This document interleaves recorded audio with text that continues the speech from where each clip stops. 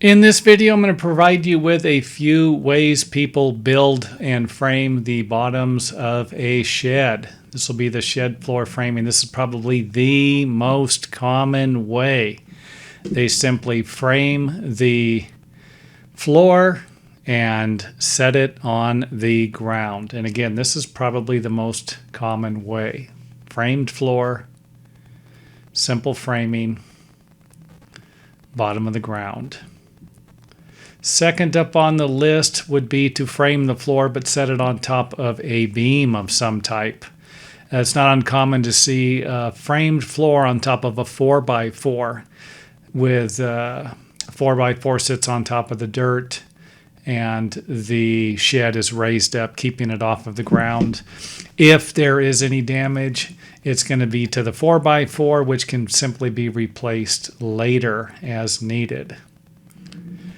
Next up on the list would be to frame the floor with a beam in it. You might use 2x6 for the floor joist and a 4x8 for the beam. It looks something like this.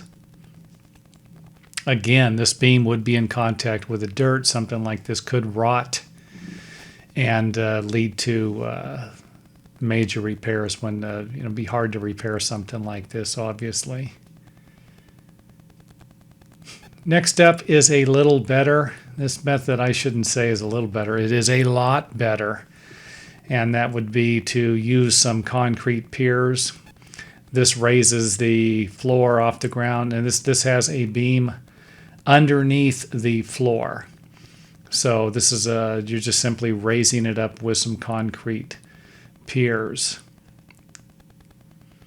Voila.